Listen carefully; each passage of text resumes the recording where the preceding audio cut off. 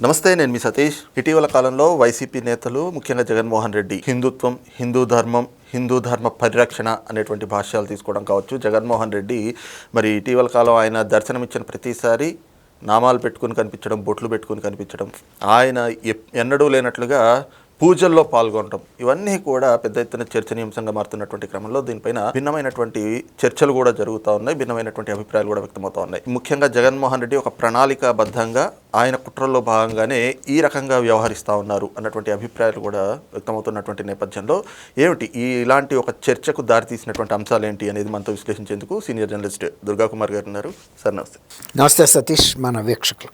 Sir, ఏంటి హిందూ ధర్మ పరిరక్షకులుగా జగన్మోహన్ రెడ్డి పేరు, రాజశేఖర రెడ్డి పేరు చెప్తా ఉన్నారు. మరి వాళ్ళు మిగతా ముఖ్యమంత్రుల కంటే కూడా భిన్నంగా కొన్ని వేల రెట్లు హిందూ ధర్మాన్ని పరిరక్షించినటువంటి వ్యక్తులు అని చెప్పి భూమన కరుణాకర్ రెడ్డి మాట్లాడడం. మరి జగన్మోహన్ రెడ్డి గారు ఆయన రాజకీయం మొదలైనప్పటి నుంచి ఇప్పటి వరకు ఏ రోజు కూడా ప్రత్యక్షంగా పూజల్లో పాల్గొనడం అనేటువంటిది మనం చూడలే. మరి మొన్న వినాయక చవితి వేడుకల్లో పాల్గొన్నారు, బొట్లు పెట్టుకుని కనిపిస్తూ ఉన్నారు. దీని వెనకాతల కూడా ఆయనకు ఒక స్కెచ్ ఉంది, ఒక ప్లాన్ ఉంది, ఒక కుట్రపూరితమైనటువంటి ఆలోచనతో ఈ రకంగా వ్యవహరిస్తున్నారు అన్నటువంటి ఒక చర్చ నడుస్తుంది. నిజంగా ఏమిటై ఉండొచ్చు ఆ కుట్ర? అసలు జగన్మోహన్ రెడ్డి గారు ఊరకే ఏ పని చేయడండి. ఏది చేసినా దానికి ఒక వ్యూహం ఉంటుంది. కొత్త పూజారికి నామాలు ఎక్కువ అని ఏదైతే వాళ్ళల్లో లోపిస్తుందో దాన్ని ఎక్కువగా ప్రొజెక్ట్ చేసుకుంటారు. ఈ మధ్యకాలంలో మనం చూస్తే రాజకీయ నాయకులు కొంతమంది ఎంత అక్రమాలు, అన్యాయాలు, దాష్టికాలు, దౌర్జన్యాలు చేస్తారో, వాళ్ళు మాలలు వేసుకోవటం, లేకపోతే కాషాయ బట్టలు కట్టుకోవటం అన్నీ త్యజించినట్టుగా. కానీ వాళ్ళంత ఆపగాను, వాళ్ళంత అగ్రెసివ్గాను సంపాదించే వ్యక్తులు మనం చెప్పక్కర్లా. గత మంత్రివర్గంలో కూడా ఒక పెద్ద ఆయన ఉన్నాడు, అనేక దౌర్జన్యాలు చేస్తాడు. ఆయన వేసుకునే లుంగి, కాషాయం, సొక్కా, తర్వాత మాలలు ఇవన్నీ మనం చూస్తున్నాం. ఇది జగన్మోహన్ రెడ్డి గారికి కూడా మినహాయింపు కాదు. జగన్మోహన్ రెడ్డి గారు ఏదైనా చేశాడు అంటే అది దీర్ఘకాల ప్రణాళికగా ఉంటుంది, ముందు చూపుతో చేస్తాడు. అట్లాగే ఆయనకి హిందుత్వం మీద అసలు ఆయన హిందూ వ్యతిరేకాన్ని, హిందూ ద్వేషాన్ని, టీటీడీ దేవస్థానాన్ని అప్రతిష్ట పాలు చేశాడని, తర్వాత ప్రసాదాలని కలుషితమైన వీటిని వాడారని, ఇవన్నీ కూడా ఆయన టైంలో వచ్చినాయి.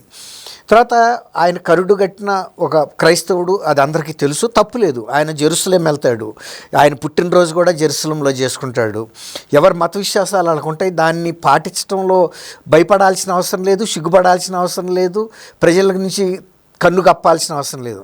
ఆయన బైబిల్ కూడా నేను 4 గోడల మధ్యలో చదువుతానని చెబుతున్నాడు. కానీ ఆయన అనేక బహిరంగ సభల్లో మాట్లాడేటప్పుడు విజయమ్మ గారిలాగా ఆ బైబిల్ పట్టుకుని ఆ సభ ప్రారంభంలో ఒక మంచి కొటేషను, సభ ముగింపులో కూడా ఒక మంచి కొటేషను చెబితే అనేక మంది ప్రజలకి ఆ మంచి సువార్త అనేది అందుతుంది. ఆయన అట్లా చేయటం లేదు.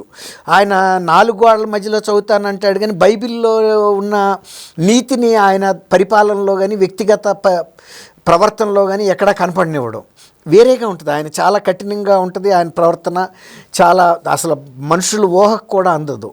ఇప్పుడు మీరు అన్నారు, ఆయన ఈ మధ్యకాలంలో ఎక్కువ ప్రొజెక్ట్ చేసుకుంటున్నాడు హిందూయిజం గురించి. ఆయన ప్రొజెక్ట్ చేసుకోవటం కూడా కాకుండా ఆయనకి కుడి ఎడం భుజాలుగా ఉండే అనుంగు శిష్యులు కూడా మా గురువుగారు పలానా ఆయన అని. నిజంగా మనం కూడా చూస్తూ ఉంటాం, చాలామంది మతాధిపతులు, ఏ మతానికి చెందిన అధిపతులైనా అసలు అతని దగ్గర విషయం లేనప్పుడు శిష్యులు ఎక్కువ మంది ఉండి బిల్డప్ ఇస్తారు. కానీ గతంలో కూడా కొన్ని సినిమాల్లో కూడా వ్యంగ్యంగా వచ్చిన అట్లాంటి సినిమాలు మనం చూసాం. అది ఎవరైనా సహజం. ఆడికి లేనప్పుడు వీళ్ళు ప్రచారం ఎక్కువ చేస్తారు. ఫలానా సాటికి మా గురువు గారు వచ్చాడు, ఆయన చెబితే ఇది అవుతుంది అది అవుతుంది అని ఊళ్ళో ప్రచారం చేస్తారు. అప్పు పెద్ద ఆయన వచ్చాడంటే అని జనం ఎగబడతారు, బాగా డబ్బులు దశకాలు ఇస్తారు. అట్లా మనం కూడా చూసాము. చాలామంది ఈ బాబాలు ఏ స్థాయిలో సామ్రాజ్యాలని నిర్మించారో కూడా చూసాం. దేశాలని నిర్మించారు. ఒక ఆయన అయితే ఒక ఇదే కొన్నాడు, అతను చాలా అల్పుడు, ఇక్కడ ఆడు ఒక దేశమే సృష్టించాడు. అట్లాగే వాళ్ళు ఏంటంటే మతాన్ని అడ్డం పెట్టుకుని ఏమైనా లక్ష్యాలు పెట్టుకుని సాధిస్తున్నారు.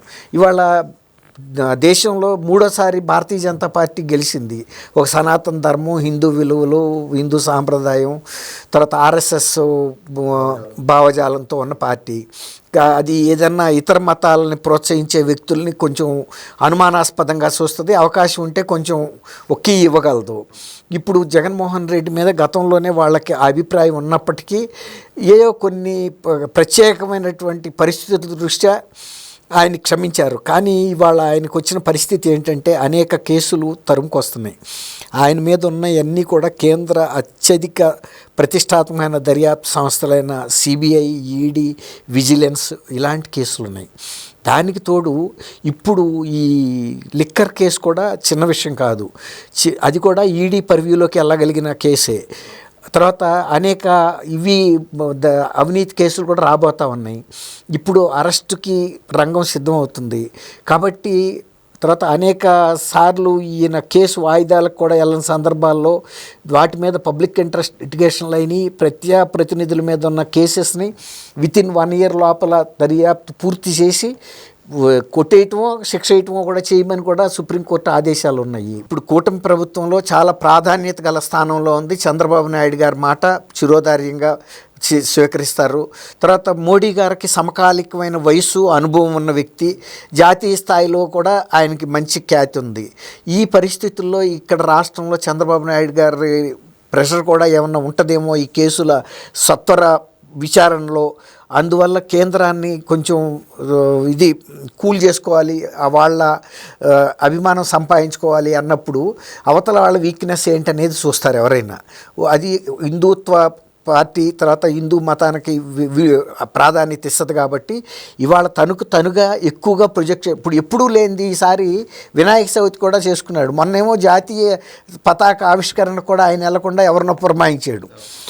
గతంలో వంగుని కొబ్బరికాయ కొట్టలేకపోయాడని ఒక నామర్దా వచ్చిందని చెప్పి ఈసారి కూర్చుని కొట్టబోయాడు. అది కూడా సక్సెస్ఫుల్గా చేయలేకపోతే పక్కన వెల్లంపల్లి శ్రీనివాస్ ఏదో హెల్ప్ చేసినట్టున్నాడు. అంతే. ఇంకోటి ఏంటంటే ఆయనకి హిందూ సాంప్రదాయాల గురించి పెద్ద అవగాహన లేకపోవటం వలన ఆయన హారతి పళ్ళు తిప్పటంలో కూడా సరిగ్గా జరగలేదని కొద్దిగా అంటే ఆ పద్ధతులు తెలిసిన వాళ్ళు హేళనగా కూడా మాట్లాడిన సందర్భాలు యూట్యూబ్ సోషల్ మీడియాలో మనం చూసాము. ఇన్నిటికీ ఏంటంటే కారణం తనకి మీద ఉన్న కేసుల విషయంలో బీజేపీ ఎంతో కొంత తను పట్ల సానుభూతి వైఖరి అవలంబిస్తే తప్ప తను మనుగడ సాగదు. ఇప్పుడు తను ఏదో ఇతర మతాలను ప్రమోట్ చేశామని హిందూ మతం మీద ఆయన టైంలో దాడులు జరగటం, కొన్ని దేవతల శిరచ్ఛేదాలు జరగటం, రథాల దహనం చేయటం, ఇంకా అనేకమైనటువంటి అపచారాలు జరగటంతో టీటీడీది మరీ పరాకాష్ఠగా వెళ్ళిపోయింది ప్రసాదంలో జరిగిన కల్తీ విషయంలో. తర్వాత అన్యమతస్తుల్ని టీటీడీ అధ్యక్షుడిగా కూడా పెట్టి కావాలని చేశాడనే ఫిర్యాదు ఉంది. ఆ తర్వాత టీటీడీలో కూడా అన్యమతస్తుల్ని మరీ ముఖ్యంగా క్రైస్తవ మత ఉద్యోగుల్ని చేర్చాడని ఇలాంటివన్నీ కూడా ఉన్నాయి. అవును. ఇప్పుడు వాటిని ఎట్లా చేయాలా అని నాయుడు గారు తలబట్టుకునే పరిస్థితికి వచ్చింది కొత్త చైర్మన్. సరే, ఇప్పుడు జగన్మోహన్ రెడ్డి గారి దగ్గరికి వచ్చేటప్పటికి ఈ విధంగా తనేదో హిందూ మత ఆచారాలను గౌరవిస్తున్నట్టు బొట్లు పెట్టుకోవటం, ఎక్కువ ఈ పూజా కార్యక్రమాల్లో పాల్గొనటం అనేది అది పబ్లిక్ కన్జంప్షన్ కాదు. చాలామంది ఏమనుకుంటున్నారంటే ఏదో ప్రజల్ని మభ్యపెట్టడం. అది 4 ఏళ్ళకి కదండి ఎలక్షన్స్, అప్పటికి ఎవడో రాజు ఎవడు చెబుతాడు. ఇప్పుడు ముందుగా కనీసం కేంద్రంలో ఉన్న పెద్దలకి ఒక సానుభూతి ఏర్పడాలి. ఇతను కూడా హిందూ మతం వైపు కొంచెం మొగ్గుతున్నాడు, ఆ ఆచారాలను పాటిస్తున్నాడు, ఇతర మతాలను గౌరవిస్తున్నాడు అనే ఒక సానుభూతి కోసమే అని అనుకుంటున్నా తప్ప ఏదో 4 ఏళ్ల నాటికి ఈయన పెట్టుకున్న బొట్లు ఎవడో గుర్తుపెట్టుకుంటాడని అయితే నేను అనుకోవట్లేదు. అది సత్వర ప్రయోజనం ఏంటంటే ఈ కేసుల నుంచి కొంచెం శీతకాన్ని వేస్తే చాలు ఎట్టగొట్ట నేను బయటపడిపోతాను అని. ఇప్పుడు గుర్రం ఎగరావచ్చు, రాజు పానువచ్చు అని కాలం జరుగుతూ ఉంటే జస్టిస్ డిలేడ్ ఈజ్ డినైడ్ అన్నట్టుగా ఈయనకి మీద కేసు జరపకుండా శిక్ష పడకుండా ఉంటే అంతకాలం తప్పించుకున్నట్టే. ఇంతలోకి ఏదైనా జరగవచ్చు, చూద్దాం అన్నట్టుగా.